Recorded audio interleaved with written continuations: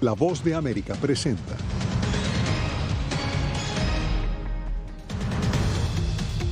La Reserva Federal combate la inflación con el mayor incremento de la tasa de interés en 3 décadas.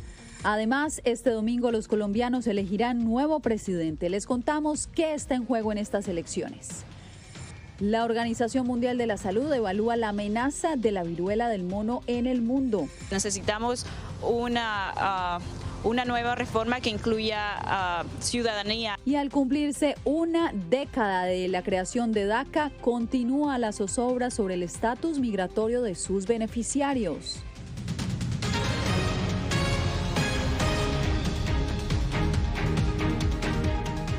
¿Qué tal? Bienvenidos, los saludo desde Washington, soy Yasmín López. La Reserva Federal de Estados Unidos aumentó una vez más su tasa de interés. Se trata del incremento más alto que ha hecho el organismo desde 1994. Wall Street estaba a la espera de este anuncio con la esperanza de que ahora ceda la inflación. Jacopo Luzzi está a las afueras del edificio de la Reserva Federal. Jacopo, cuéntanos, ¿cómo respondieron los mercados a este incremento?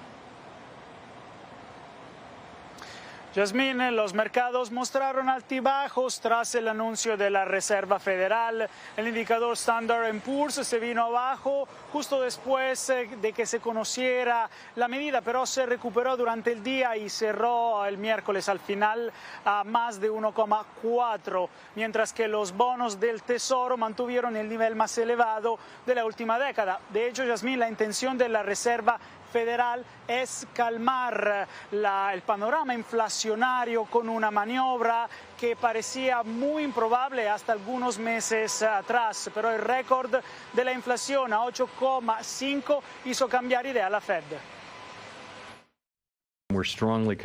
Estamos firmemente comprometidos a devolver la inflación a nuestro objetivo del 2%. En el contexto de un entorno económico en rápida evolución, nuestra política se ha estado adaptando y seguirá haciéndolo. Y nos esforzaremos para evitar agregar incertidumbre a lo que ya es un momento extraordinariamente desafiante e incierto. Las probabilidades de enfriar la inflación sin al mismo tiempo hundir a la nación en una recesión para el año próximo son cada vez más escasas. Sin embargo, expertos como el profesor Marcelo Giugale de la Universidad de Georgetown ven difícil que la producción total pierda valor por 2 trimestres consecutivos, causando así una recesión, Yasmín, considerando que ahora la economía está muy activa y el desempleo muy bajo. Es más fácil salirse de una recesión suave, 2 cuatrimestres de contracción en la producción de bienes y servicios. Es más fácil salirse de eso que salirse de una espiral inflacionaria. Una vez que la inflación está incorporada, si quieres, en el psyche de la gente y de los trabajadores en particular, y la meten en sus contratos, piden que sus contratos sean indexados, que cada vez que la inflación suba, a ellos les suba el salario. Una vez que tienes esa dinámica, es muy difícil de bajarse del tigre. El presidente Joe Biden, Yasmín, podría derogar algunos aranceles a China impuestos por el expresidente Donald Trump como posibles formas para reducir los precios vertiginosos que han provocado una brusca caída de sus índices de aprobación. Sin embargo, claro, la medida podría tener un impacto, pero difícilmente, según los expertos, podría resolver el problema. Jacopo, pues continuaremos haciendo seguimiento a los efectos de esta decisión en la economía y obviamente en cómo impactará otras economías, otros países del mundo. Gracias, Jacopo, por el reporte.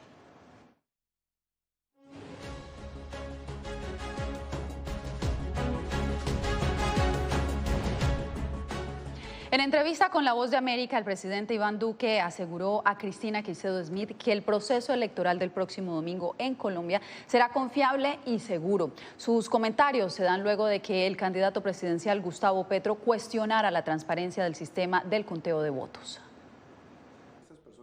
En entrevista con La Voz de América, el presidente Iván Duque avala unas elecciones transparentes y el respeto por la preferencia de la mayoría de los colombianos. Quien quiera sea el ganador el próximo domingo tendrá no solamente todo el respaldo de parte nuestra para hacer una transición ordenada, pacífica y que le sirva a nuestro país, sino que también nosotros vamos a garantizar siempre que los ciudadanos puedan acudir a las urnas a votar libremente y que se respete su veredicto en las urnas. Sus comentarios se dan a solo horas de que se celebre una segunda vuelta en Colombia y después de que el candidato presidencial Gustavo Petro disputó la falta de acceso a un software contratado por la Registraduría Nacional para contar los votos. Sobre el ambiente político nacional en la antesala de los comicios, el presidente Duque aseveró que el entorno en Colombia no es distinto a lo que pasa en el mundo. Existe en el mundo, Cristina. Es que yo creo que existe en el mundo. En el mundo la política se polarizó. Durante su visita a Washington, el mandatario colombiano consolida lo que él describe como una alianza que va más allá de seguridad con Estados Unidos. Que hoy también tiene como un elemento de ancla la política ambiental, de acción climática y de transición energética. No solamente Estados Unidos se consolida como inversionista, sino que hoy es el principal aliado de los Estados Unidos en la agenda de acción climática regional. El presidente colombiano culmina su visita a la capital estadounidense con una reunión con el secretario de Estado, Anthony Blinken, para celebrar los 200 años de relación bilateral. Cristina Caicedo Smith, Voz de América, Washington. Bien, y los dos candidatos que se enfrentarán en la segunda vuelta de las elecciones presidenciales en Colombia han expresado que planean reanudar las relaciones con Venezuela rotas desde el 2019. Vamos con nuestra enviada especial a Bogotá, Adriana Núñez Rabascal. Adriana, ¿qué esperan los venezolanos que viven en Colombia del futuro presidente? Los venezolanos que residen en este país esperan que el futuro presidente de Colombia mantenga esos acuerdos de protección aprobados por el actual mandatario Iván Duque, como el acceso a documentos de trabajo, de salud y de educación para sus hijos. Hay que recordar que Colombia es el principal receptor de migrantes venezolanos con cerca de 2 millones de ciudadanos y muchos de ellos temen que de ganar la presidencia Gustavo Petro se exporte el modelo chavista a esta nación, ese modelo que hizo que muchos de ellos huyeran. Por eso piden prevalezca la democracia este próximo domingo. Radicada hace 4 años en Bogotá, María Angélica Castillo es una de los 965.000 venezolanos que han recibido el permiso de protección temporal en Colombia, que les otorga estatus legal por 10 años y les garantiza acceso a salud y empleo. Lamentablemente hay una corriente comunista y ojalá no afecte a Colombia, porque nosotros estamos huyendo de eso. No es que te diste cuenta tarde. Un temor que se replica en otros venezolanos que temen perder la protección recibida durante el gobierno de Iván Duque. Conocemos de gente que inclusive tenía negocios aquí, tenía emprendimientos aquí, empresa aquí, tenía 6, 7 años acá y dejaron todo por irse a los Estados Unidos por no esperar a que venga un cambio en Colombia. El aspirante a la presidencia, Rodolfo Hernández, escribió en su cuenta en Twitter: contrario a lo que hizo Duque en su gobierno, yo voy a restablecer las relaciones diplomáticas con Venezuela. Una posición que comparte su contendor Gustavo Petro. Respecto a Venezuela, normalizar las relaciones. Pero ¿qué pasará con el respaldo que el actual mandatario de Colombia, Iván Duque, le dio al opositor Juan Guaidó, a quien reconoció como presidente interino? En cualquiera de las situaciones, el problema de fondo es que reconocer todos espacios de gobierno o de representatividad no permite avanzar. Entre tanto, eso genera unas tensiones que sobrepasan la frontera. Pero la noticia hoy en Colombia es que en cuenta regresiva para la elección del domingo, un tribunal ha decidido que los dos candidatos, Gustavo Petro y Rodolfo Hernández, deben medirse a más tardar el jueves en un debate que deba ser transmitido de mutuo acuerdo en un canal de televisión u otro medio de comunicación de alcance masivo. Sin embargo, hasta el momento, el aspirante Rodolfo Hernández no ha respondido si acudirá a esa conversación, porque hay que recordar que ha denunciado amenazas contra su vida y ha suspendido todo tipo de eventos públicos. Gracias, Adriana. Y cambiamos de información porque la pandemia del coronavirus ha llevado a las autoridades sanitarias a evaluar el potencial riesgo de la viruela del mono, que hasta hace poco se limitaba a África. Pues Celia Mendoza sigue las deliberaciones de la Organización Mundial de la Salud, que hoy analiza la amenaza que representaría este virus. Celia, adelante. Así es, Yasmín, las autoridades sanitarias de la Agencia de la Organización Mundial de la Salud están siguiendo de cerca lo que sucede con este virus, no solamente para determinar cuál es la efectividad de la vacuna, sino cómo podrían responder a una posible crisis sanitaria creada por esta enfermedad. La Organización Mundial de la Salud sigue de cerca el aumento de los casos de viruela del mono en el planeta mientras evalúa la necesidad de una estrategia de vacunación masiva. Europa sigue siendo el epicentro de este brote en aumento, con 25 países que han reportado más de 1.500 casos, lo que representa el 85% del total mundial. La magnitud de este brote supone un riesgo real. Cuanto más tiempo circule el virus, más se extenderá su alcance y más fuerte será la capacidad de la enfermedad de establecerse en países no endémicos. Situación que preocupa a la cúpula de la OMS, explicó su director general Tedros Ghebreyesus. El brote global de viruela del mono es claramente inusual y preocupante. Es por esa razón que he decidido convocar al Comité de Emergencia bajo el Reglamento Sanitario Internacional la próxima semana para evaluar si este brote representa una emergencia de salud pública de interés internacional. Y generar una guía clara sobre el uso y la efectividad de la vacuna mientras las autoridades sanitarias siguen compitiendo para obtener algunas de las escasas dosis que hay disponibles.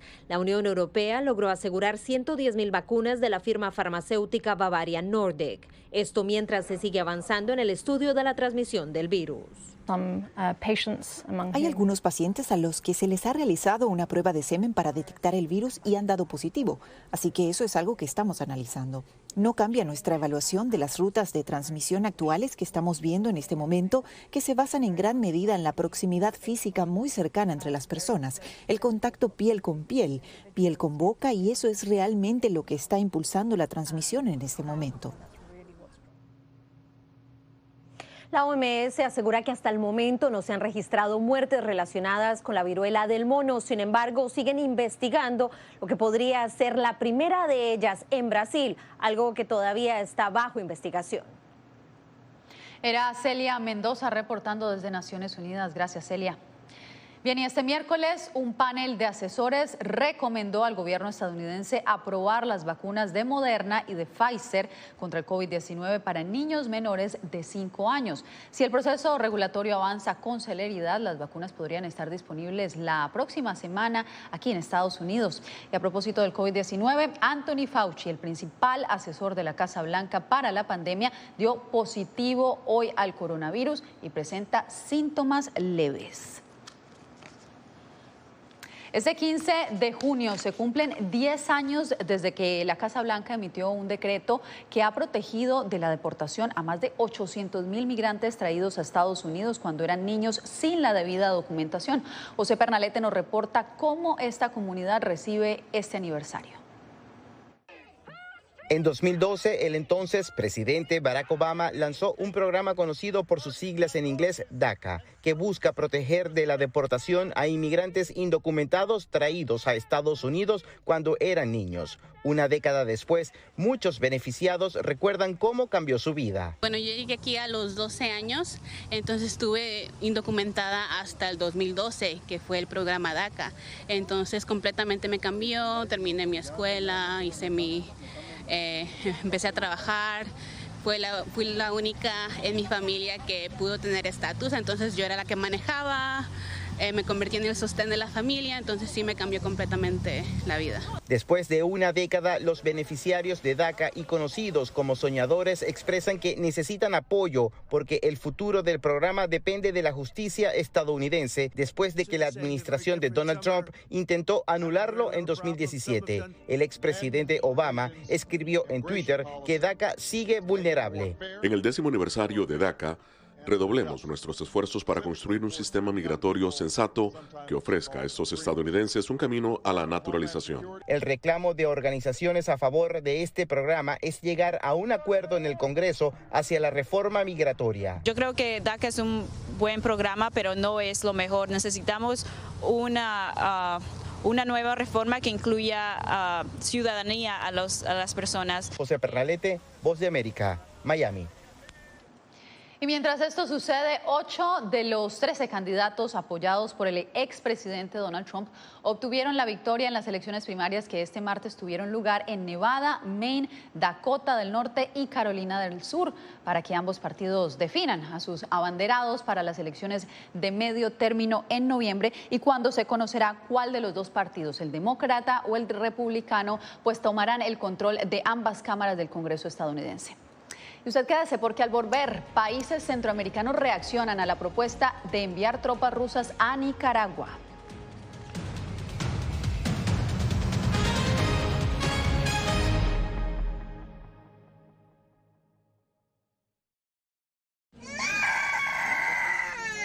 They are scared. Some of them lost their houses during bombardments. Si quieres conocer más de estas historias, conéctate en Boa Plus con Alas que Ayudan y viaja con la Voz de América en el avión que un piloto argentino puso a disposición de más de 1000 ucranianos, con niños, mujeres y personas con enfermedades que escaparon de su país, que huyeron de la guerra en busca de refugio hasta que lograron reparar sus alas rotas.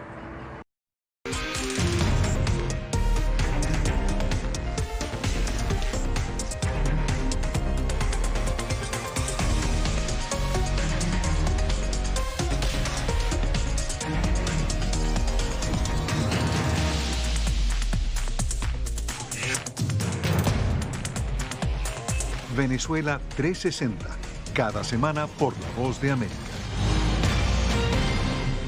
¿Qué tal? Desde Washington comienzan las noticias en El Mundo al Día. Día a día, desde la capital de Estados Unidos y donde se producen las noticias que más te impactan. El objetivo es llegar al otro lado de la frontera para pedir asilo. La Voz de América te conecta con El Mundo al Día, los hechos más allá de la noticia, para que tomes decisiones bien informadas, en el lenguaje que quieres, donde quieras y como prefieras. Conéctate con El Mundo al Día. Actualidad. Vamos a ver otra cepa nueva y otra cepa nueva. Análisis. En realidad, mucha de esta gente va a quedar parada de nuevo y va a ser una tragedia humana. Debate. Dejen la obsesión. La obsesión la tienen ustedes. Con la información más allá de los titulares. El tema energético es algo que se está analizando. La inflación es un problema global. 30 y 50 metros están ya las tropas. Su respuesta, doctor. Todas las semanas por La Voz de América.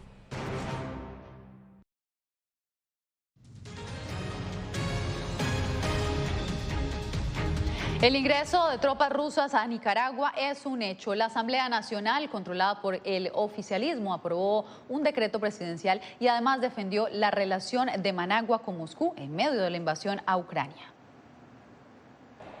A pesar de la preocupación de Estados Unidos y Costa Rica por el ingreso de tropas rusas a Nicaragua, la Asamblea Nacional aprobó un decreto enviado por el presidente Daniel Ortega. Bienvenido sea las tropas que vienen a ayudarnos a fortalecer nuestras capacidades y a la seguridad de la nación. Los diputados oficialistas y sus aliados que controlan el Parlamento aseguran que no solo tropas de Rusia tradicionalmente ingresan a Nicaragua, sino la de otros ejércitos, incluido el de Estados Unidos. Sin embargo, analistas como Carlos Murillo explican que podría tratarse de una estrategia de Rusia. Hay una intencionalidad de Moscú de presionar a los Estados Unidos en su traspatio geopolítico, de que no siga incursionando en Ucrania. A la preocupación de la presencia rusa en Nicaragua se sumó el expresidente de Costa Rica y Premio Nobel de la Paz, Oscar Arias. ¿Qué beneficio tiene maniobras conjuntas con soldados rusos cuando lo que estamos viendo es una migración masiva? En ese sentido, el diputado Wálmaro Gutiérrez expresó que la decisión de Managua es soberana. Nicaragua es un país libre, soberano, independiente. Mientras, Estados Unidos analiza la posibilidad de excluir a Nicaragua del Tratado de Libre Comercio con Centroamérica, en respuesta al ingreso de militares rusos. Donaldo Hernández, Voz de América. La desaparición forzada sigue golpeando a las familias en El Salvador. En el 2021, 66 cuerpos fueron encontrados en cementerios clandestinos, una cifra superior al total de casos reportados durante los últimos 3 años. De acuerdo a datos de la Fiscalía General salvadoreña, la cifra de fosas clandestinas encontradas durante los últimos 3 años asciende a 51, 20 de ellas halladas en 2021. Entre los casos más emblemáticos de cementerios clandestinos está el de Chalchuapá, donde se encontró cerca de una veintena de cuerpos. Otras 2 fosas fueron reportadas en Nuevo Cuscatlán, donde fueron hallados los cuerpos de 2 hermanos reportados como desaparecidos. Organizaciones defensoras de los derechos humanos señalan que los desaparecidos pasó a ser uno de los principales principales problemas del gobierno de Nayib Bukele. Estadísticamente, el tema de desapariciones superó al número de homicidios a partir del año 2019. Nos preocupa la cantidad de fosas que han sido localizadas, pero además de las localizadas, las que no son publicadas, de las que no se da información. Las organizaciones señalan que no hay datos oficiales sobre el número de desaparecidos de 2022 y que los esfuerzos del Estado ahora están más concentrados en el régimen de excepción que en buscar a los desaparecidos. Es decir, no están investigando, no están dando información sobre las personas desaparecidas. La postura del gobierno sobre el tema ha sido que las desapariciones han disminuido durante la administración Bukele y que el 52% de las personas son encontradas, aunque no se detalla en qué condiciones. El 48% restante siguen desaparecidas. Raquel Herrera, Voz de América, San Salvador. Hacemos una breve pausa, pero más adelante volvemos con más noticias aquí en El Mundo al Día.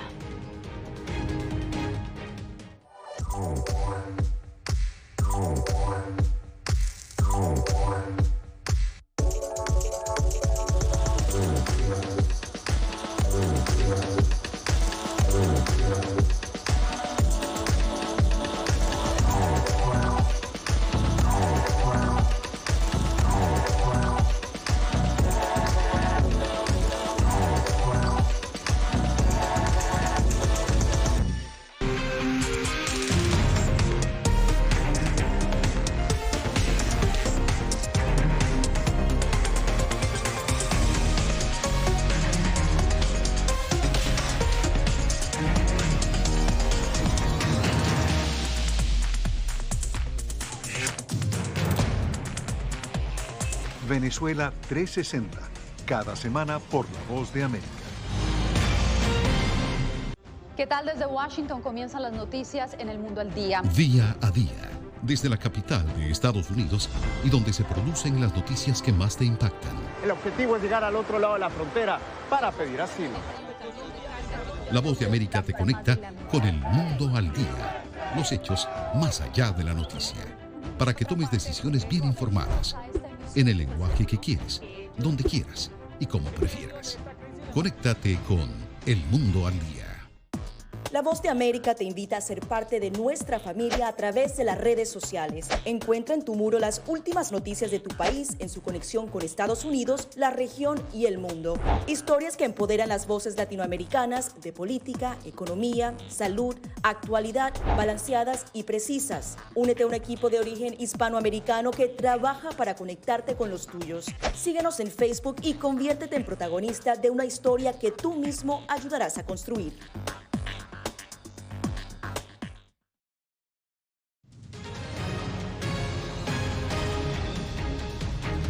El aumento sustancial de muertes ocasionadas en accidentes a manos de conductores bajo la influencia del alcohol o las drogas ha sido calificada como una emergencia nacional por el gobierno estadounidense. Adriana Arévalo nos explica por qué la salud mental es clave. Solo el año pasado murieron casi 43,000 personas en vías y carreteras de Estados Unidos a causa de accidentes ocasionados por conductores ebrios o bajo la influencia de drogas. De acuerdo con la Administración Nacional de Seguridad de Tránsito en las Carreteras, esa cifra de fatalidades representa un aumento de más del 10% en comparación con el año 2020. Una de las razones principales es que durante el periodo de COVID, las personas estuvieron aisladas en sus casas, tal vez bebiendo más de la cuenta o haciendo otras actividades. Ahora, que pueden salir con mayor libertad, por así decirlo, están tratando de recuperar el tiempo perdido o asumiendo conductas de riesgo que incluyen beber y conducir un vehículo, lo cual, repito, puede causar accidentes, lesiones o muertes. Los especialistas en salud mental afirman que muchos de los casos detectados dan cuenta de un problema específico. Durante la pandemia, muchas personas experimentaron ansiedad o depresión, o a algunos se les acentuó y acudieron al licor o a las drogas en busca de alivio. No porque dejó de manejar y se olvidó de cómo manejar, sino que ha estado bajo la influencia de drogas o alcohol producto de una depresión o ataques de ansiedad. Organizaciones no gubernamentales como Mothers Against Drunk Drivers o Madres contra Conductores Ebrios piden al gobierno nacional programas de apoyo a salud mental, reeducación vial y medidas más efectivas para detectar y detener a conductores bajo la influencia de alcohol o drogas. Adriana Arévalo, Voz de América, Las Vegas. Al volver, conozca al creador del primer auto eléctrico en Colombia.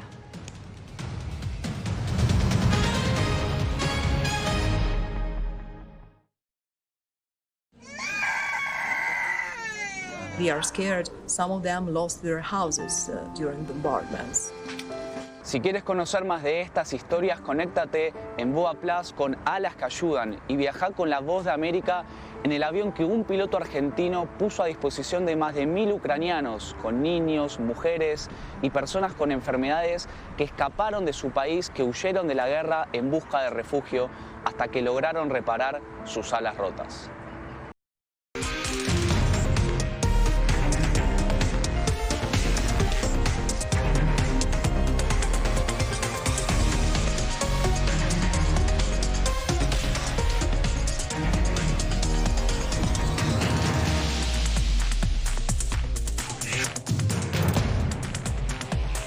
Venezuela 360, cada semana por La Voz de América.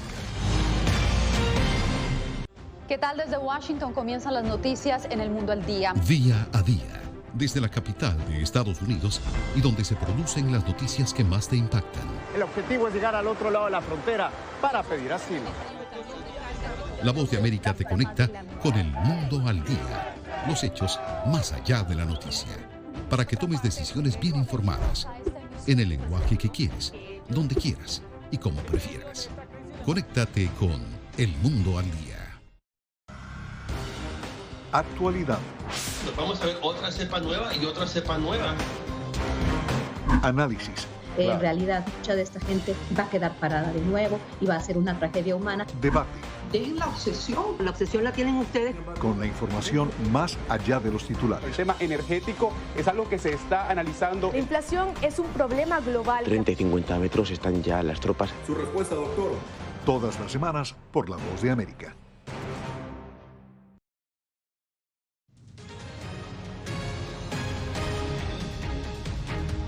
Un hombre puso todo su ingenio para crear un automóvil que pudiera usar en su día a día. A continuación le presentamos a Anthony Santos, el primer colombiano en construir un carro eléctrico. Saludos. Anthony Santos creó el sueño de su vida, su propio auto eléctrico. Trabaja con 36 voltios. Le tomó más de 10 años, 2 prototipos, 15 fallidos intentos de motor, incluyendo el de una máquina industrial de coser. Hoy, a sus 60 años, sin dominar la tecnología ni cursar en prestigiosas universidades, creó el primer prototipo de un carro eléctrico en Colombia. Me encanta la electricidad, es que es un fenómeno que me asombra. Por consiguiente, con base a estas dos cositas, espacio vial en las grandes ciudades y el medio ambiente, es que cabilé con la idea del vehículo eléctrico. Diariamente utiliza su pequeño prototipo para ir al trabajo y, lejos de pensar en volverse millonario, su meta es crear una batería de bajo costo para replicarlo, resolver un problema de movilidad y generar empleo. Sé que es muy difícil, por ejemplo, competir con Tesla, competir con la Mazda, competir con todas esas multinacionales. Pero si, por ejemplo, caracterizamos un vehículo que sea para transportarnos, como lo dije, ¿por qué no los colombianos podemos distinguir un vehículo eléctrico también? Y como si el carro eléctrico fuese poco, este creador ya terminó de diseñar una motocabineta, un chasis de moto con cabina completa que opera a gas y energía solar. Según él, el vehículo ideal para personas de bajo presupuesto. Así, este Henry Ford criollo, como se le conoce en Colombia, ingenia y vive convencido de que los grandes inventos no provienen precisamente de las aulas. Es más, los grandes innovadores somos las personas que más nos preocupamos con pasión en crear, que en ir a una academia a aprender lo que ya está prácticamente inventado. Diva Lizette Cash, Voz de América, Washington. Un orgullo colombiano. Bien, y nos despedimos con la denominada superluna de fresa que iluminó los cielos de varios lugares del mundo. El evento fue etiquetado como la luna de la fresa, no por su color, sino porque según la tradición de los indígenas estadounidenses, la luna llena coincide con la cosecha de fresas y también se le llama superluna porque el astro está en su punto más cercano a la órbita de la Tierra. Con esto nos despedimos por hoy. Gracias por informarse en El Mundo al Día. Les informó Yasmín López.